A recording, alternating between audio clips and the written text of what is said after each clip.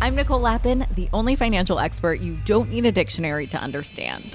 It's time for some money rehab.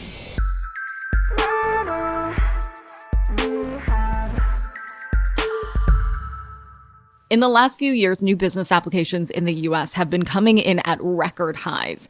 This means many Americans are looking to turn their hobbies into jobbies, and there are receipts. There are many factors at play here, but one biggie is the very public surge in layoffs since 2020. And some of these furloughed employees have decided that this was their sign that they needed to try their hand at entrepreneurship, or they started a business because they had no other choice in order to put food on their table. I'd argue that another big reason for the uptick in new small businesses is the rise of the founder, creator, influencer category. There are more resources than ever to start your own business, but not all of these resources are good ones. You don't need to have run a business successfully in order to start an Instagram and say you have, right? So if you're thinking of starting your own business, I want you to be informed by the brightest minds out there who will give you real advice, not any of the phony hacks and shortcuts and clickbait out there. So today I'm bringing on one of those bright minds, serial entrepreneur Spencer Rascoff. And if you don't know who Spencer is, you're about to. You'll also hear how he feels about the term serial entrepreneur. Here he is.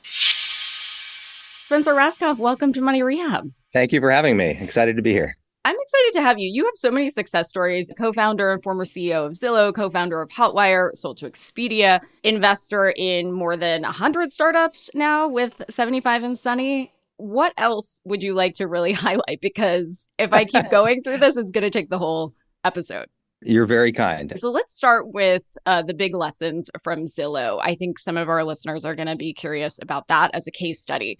In your series, How to Start Up, you say that Zillow didn't start with the idea, it started with the team. I find that so interesting. Can you tell that story? Sure. And actually, this is true of a couple of my startups where people who wanted to start a company together just kind of hung out and started exchanging ideas and thinking about what they were passionate about. And that's how we started Zillow. So I had sold my company Hotwire to Expedia, and I had been at Expedia for about a year and decided it was time to do something more entrepreneurial. And so I left with two other folks who were execs and actually the founders of Expedia. And then we added one or two more folks, and we sat in a conference room for, maybe 3 months or more, just talking and kind of shooting the shit and about, what's important to you, what services do you love, what are you doing in your life right now? And all three of us were buying houses all at the same time. And we quickly realized that here we were in 2005 and the internet was more than 10 years old, and there still was no category defining company that empowered the consumer. There were plenty of real estate websites at the time, but those real estate websites all prioritized the industry, the real estate agent, the brokerage, the multiple listing service. And so we had this idea to try to build something that was consumer first in the real estate space, and Zillow was born. So interesting that you were just sitting around shooting the shit, as you say. I think of it differently. I think of like a problem first and then say, hey, is anyone going to fix this problem? And I kind of look around and I say, oh, crap, that's going to be me. So I guess there are two ways to look at this. Neither way is better. But just to be clear, you didn't start the business just for the sake of starting a business, right?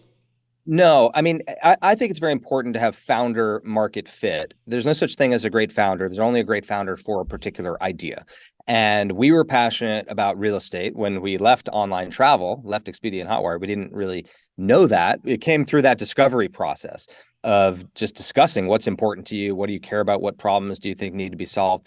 And it's very important for founders to have a direct connection to the problem, to feel really passionate, so that every day they wake up and want to work on that thing. And if you're not personally connected to that problem, then it'll go nowhere. So if that same group of founders had started working on a enterprise security business or a tech-enabled restaurant chain or whatever, I don't think we could have done it. It's because we wanted to work together and we were passionate about real estate. Yeah, it was something that was top of mind. In the early days, how did you start to test whether or not that idea that you guys were all talking about or caring about would actually have legs? Because it's one thing to have the idea, care about it with your buddies, care about it with your co-founders, and then for other people to care about it. Once we decided that the strategy would be to create a consumer-first real estate portal, we asked ourselves, okay, well, what do people really care about when it comes to homes? And most real estate sites at the time answered that question with what's for sale. And we said, what's for sale is interesting and important, but I think what your house is worth is even more interesting, more shocking, more voyeuristic, more potentially viral. And so when we launched Zillow in 2006, we launched with 40 million Zestimates, the values on many homes in America, about half of the homes at launch, and no listings. And now people forget this, or maybe they never knew it, but it wasn't until 2 years after launch that Zillow actually added listings of what was for sale. For the first 2 years, Zillow only had Zestimates and publicly available data. And so it was all about information transparency, not real estate listings. We only added listings of homes for sale and then apartments and homes for rent much later, once we had become a traffic juggernaut through the power of the Zestimate. But this was before real estate porn was a thing. Yeah, well, I mean, Zillow sort of created real estate porn as a thing. I mean, there were always people, and I used to say this when we were starting out at Zillow, there were always people that would go to open houses for fun. I was one of those people. I would Totally. see signs in my neighborhood or drive to a better neighborhood on a Sunday if I didn't have anything better to do. This was before I had kids, and just go see open houses. And then, of course, when I had kids, I'd start dragging my own kids to those open houses.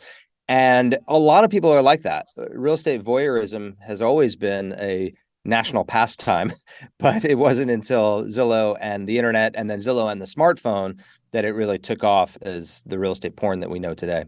Yes, it's made me feel like I'm not alone in my addiction. So you give startup founders some awesome advice. You say, look for things with a big TAM, low NPS. On this show, we really try to decode all the alphabet soup of the business world, and there is so much. Can you explain those terms and how startup founders should think about them? Sure. TAM is a total addressable market. It's just another way of saying how much money is there in this space.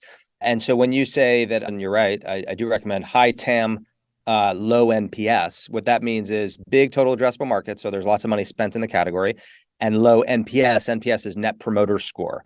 And Net Promoter Score is a measure of how much people like a product or an industry. And generally speaking, it's calculated by, you ask somebody, would you refer this service to a friend? And if 100% of people would refer it to a friend, that's a 100 NPS. Sorry, actually, that's 100 positive.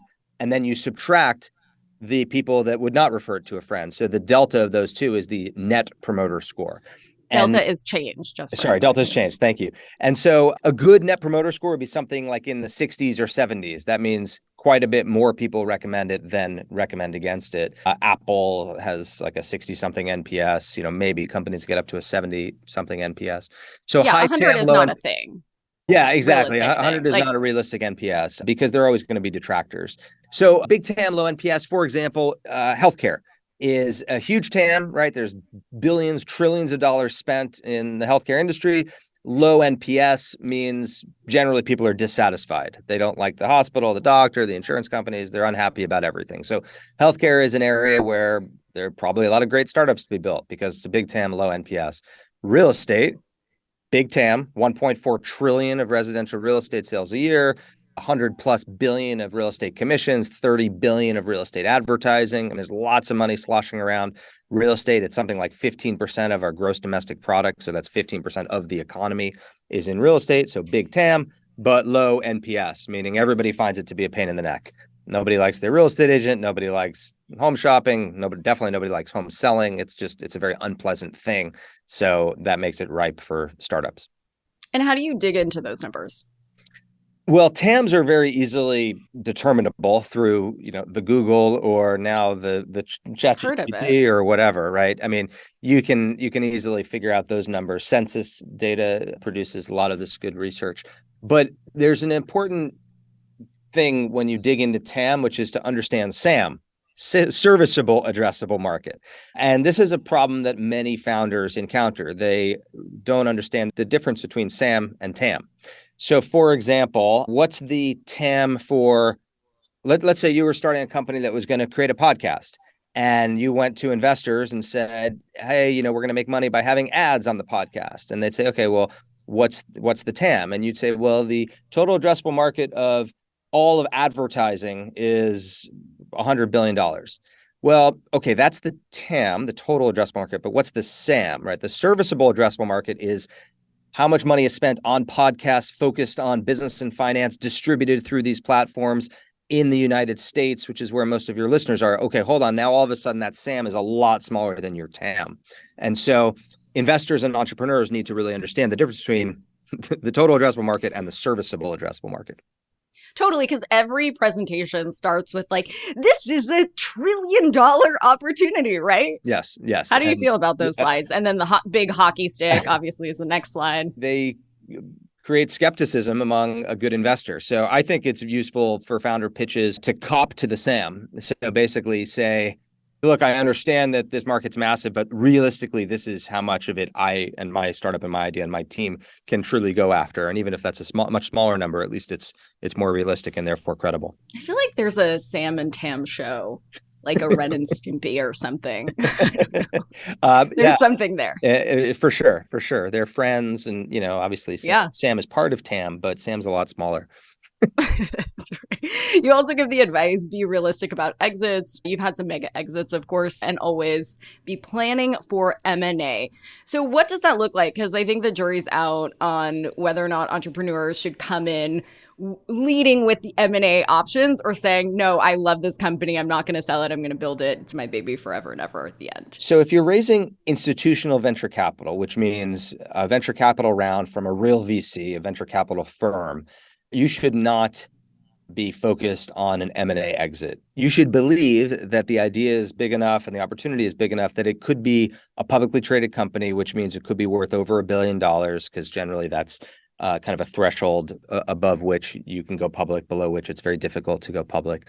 And so to get to $1 billion+ valuation, you probably need at least 100 million of revenue, maybe 200 or 300 or 400 or 500 million of revenue. So it has to be an idea big enough for a couple hundred million of revenue and therefore $1 billion+ publicly traded company in order for venture capitalists to invest in it.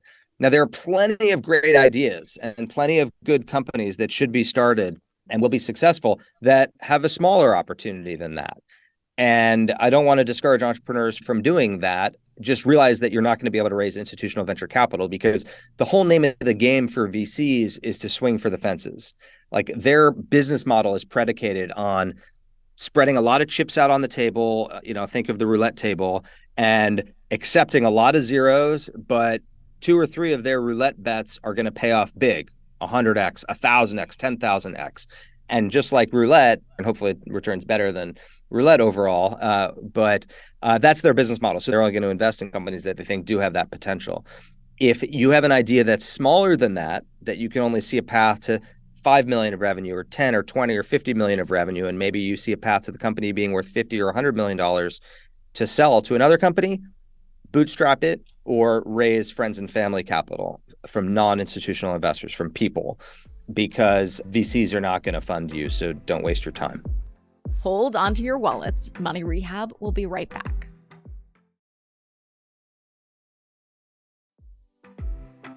And now for some more Money Rehab.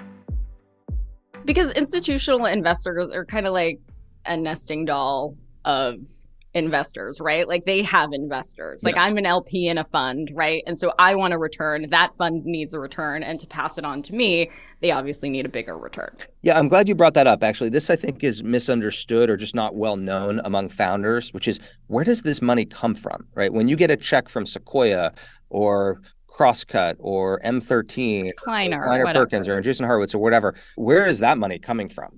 Because the fact is, and this will surprise some listeners, it's not sitting there in their checking account. Let's use Andreessen Horowitz, for example. So they've got a venture capital fund. Let's say it's a $1 billion fund. And let's say they put $10 million into your startup.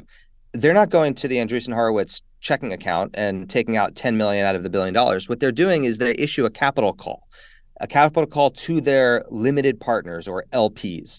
And their limited partners. Thank you for doing that, by the way. I'm like jargon, please. Sure. I was about to do it because you're the GP of your fund, which is general partner. Yes. So the GP at Andreessen Horowitz, the general partner, that's the person that you meet with and you try to convince them to invest. That GP issues a capital call to the LPs, the limited partners. And so now the LPs are University of California endowment, or a firefighter's pension, or a high net worth individual, a rich person, or like family office, a family office which manages money for rich people.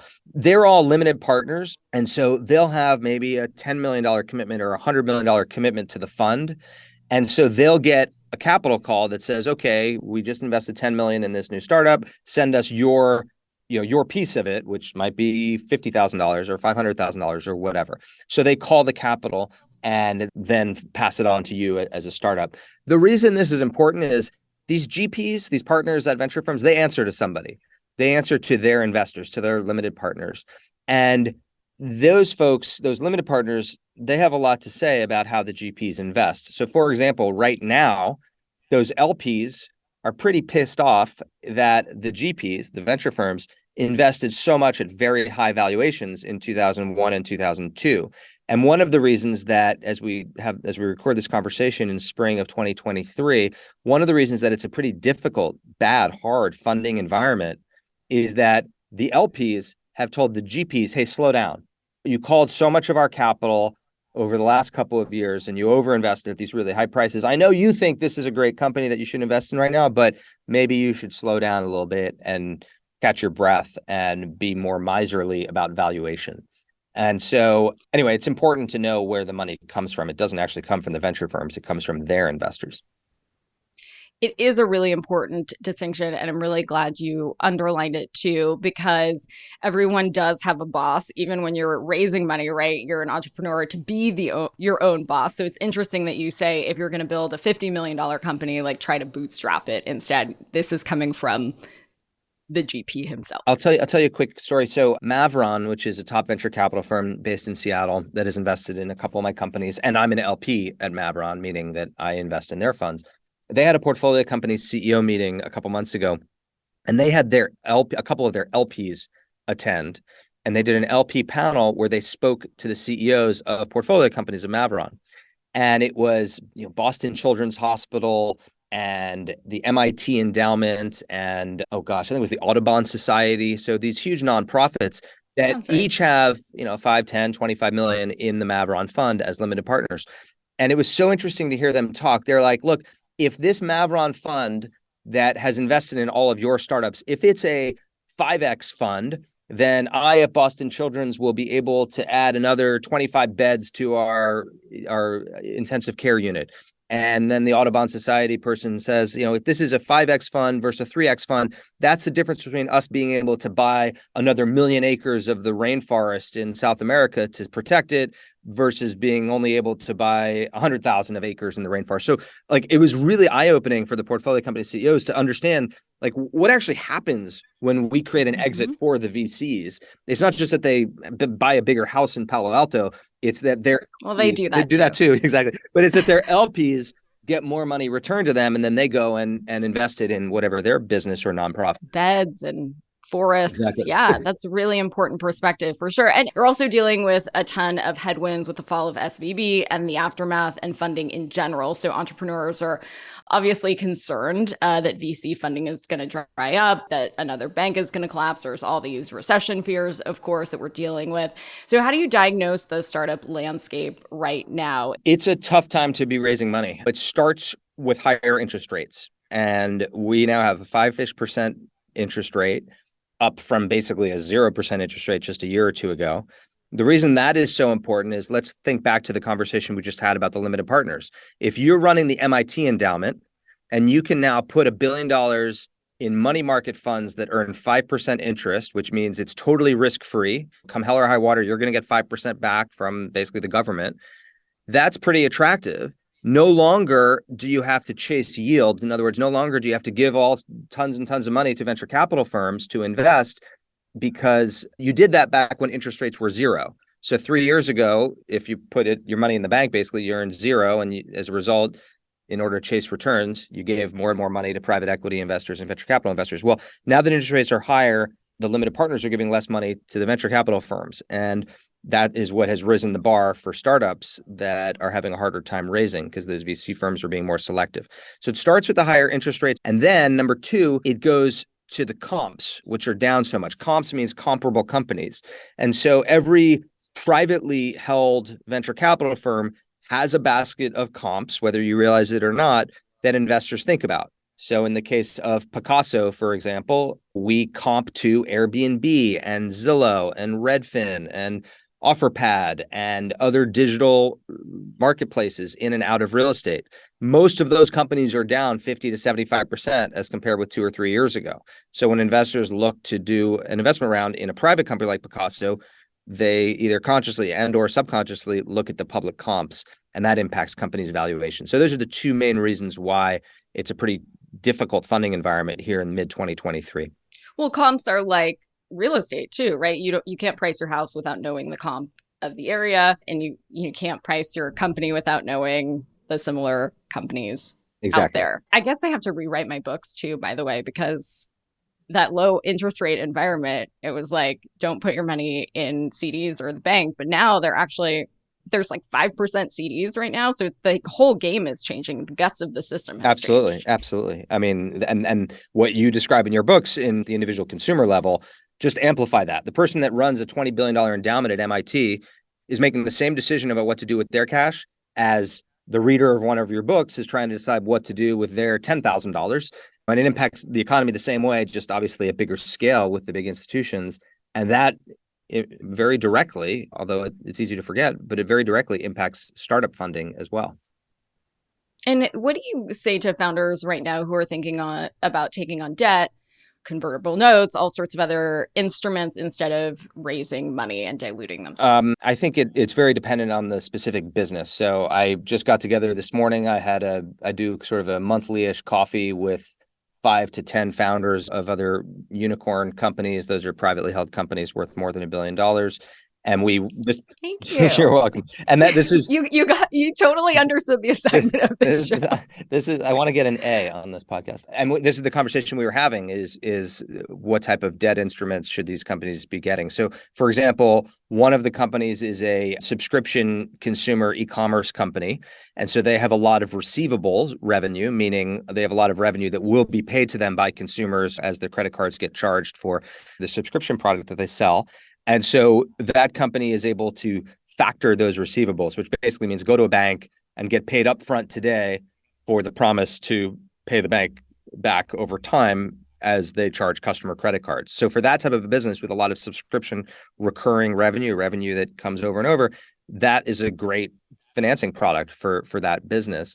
But I'll contrast that with, I was on the board of another company, an e-commerce company in the women's fashion space that had debt, and it basically crushed the company because when we had headwinds, we cut everything we could. We cut headcount, we cut office space, we cut marketing spend, but there was this monthly number every single month, a couple $100,000 a month of interest from the debt that we just couldn't get out from under. And ultimately the company, we sold it for a very small amount of money, but it was the debt that really crushed that company. So different strokes for different folks, depending upon your specifics. It can make a lot of sense, but sometimes it can also really damage the company. I'm not sure if I'm going to get a bill for this conversation because I wanted to ask you about being on the intro platform where you can book time. A lot of business leaders are on this platform. You are Jason Pfeiffer, who I co-host another podcast with. He's the editor-in-chief of Entrepreneur Magazine, friend of the show, Ali Webb, Dry Bar founder, and a lot of others. So, like, how did that happen? Did they approach you? Yeah. Tell me about the idea of selling your time. Sure. So Intro is an LA-based early stage company that I'm an investor in. So they pitched me to invest in the seed round, which I think was led by Andreessen Horowitz, if I remember correctly. And I invested personally because it's right up my alley. It's all about democratizing access to mentorship and to knowledge. And I love doing podcasts like this. I have 2 of my own podcasts. I love teaching. And what Intro does is, as you described, it lets people book time with experts to get advice. And so I am on it as an expert. You can book time with me. I do charge a lot for my time there. I give the money to charity, but it's a great product. And it's a great way to book time with experts for all sorts of different topics, everything from health and wellness to startup advice to interior design and fashion. And I love the idea of helping people hack mentorship and advance their knowledge by piggybacking off of what others have learned before. Well, you're a good man for donating the proceeds. The majority of folks don't do that, though. And this is kind of the rise of this author expert category and culture. As people are starting to think about monetizing their expertise, like, is it a bad look? Is it something that you should give out for free? How should you think about valuing your time? It's a great question. I mean, we all have a price on our time. It's just not always so explicit. I think of boards of directors is the most obvious comparable to this. I mean, I sit on a couple boards. Generally, they meet 4 to 6 times a year for typically a day each time. And then there's probably another 6 to 8 days a year kind of sprinkled throughout the year for extra advice. And for publicly traded companies, big companies, it's usually $200,000 or $300,000 is the board compensation for being on those boards. And for smaller private companies, it's usually about half that. So there is sort of an implied hourly rate already for advice from people that have done it before. And Intro just provides a little bit more transparency and accessibility to that. I mean, I've done tons of these now through Intro, like hundreds and hundreds of them. And people leave reviews for me. I usually get great reviews. And they almost always say to me, like, oh my God, you just saved me 6 months of time. Or I was going to do X and now I'm going to do Y. And this is after just like a half-hour conversation with them. And as a result, I'm going to save a ton of time or money at my business. So I'm not trying to advertise booking time with me. I'm just trying to answer your question. No, please do. But the new world is one in which mentorship is achieved through a variety of different ways of listening to people on podcasts, of reading their LinkedIn articles, of following people on Twitter, of watching their TED Talks. And you can learn a lot. I mean, there's so many more resources out there today than there were 20 years ago or 25 years ago when I was starting my first company. Back then, it was like, go read a couple of books if you want to learn from experienced people. But now there are just so many more resources. And I think that's fantastic. I think you're right. And people value stuff that they pay That's for. true too. That's true too. Yep. I mean, I get a lot of very sexy slips into my DM, mostly about like, what is alpha or beta in the finance world? And also like, can I pick your brain? Which is also like one of my biggest pet peeves. And so I think about this idea of like selling your time. It's your most valuable asset. And this is coming from Money Rehab. You can always get more money. You can't get more time, right?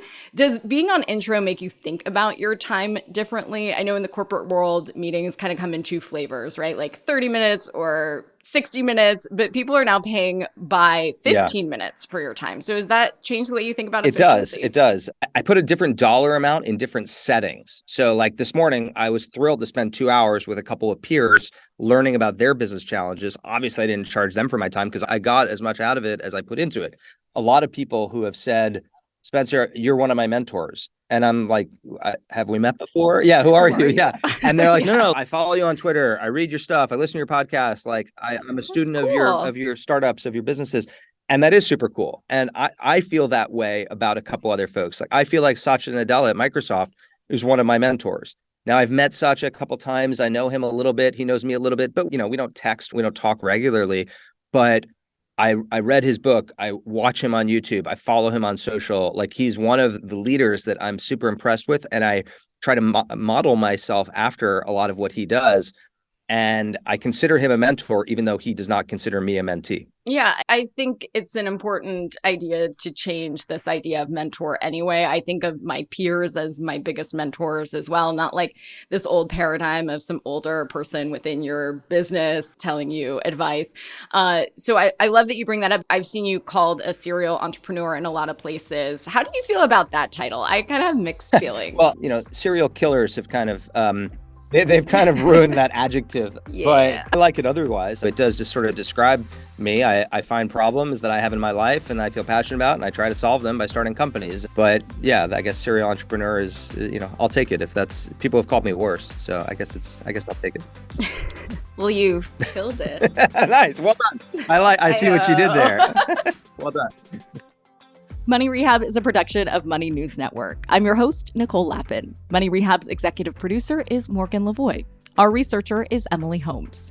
Do you need some money rehab? And let's be honest, we all do. So email us your money questions, moneyrehab@moneynewsnetwork.com, to potentially have your questions answered on the show or even have a one-on-one intervention with me. And follow us on Instagram @moneynews and TikTok @moneynewsnetwork for exclusive video content. And lastly, thank you. No, seriously, thank you. Thank you for listening and for investing in yourself, which is the most important investment you can make.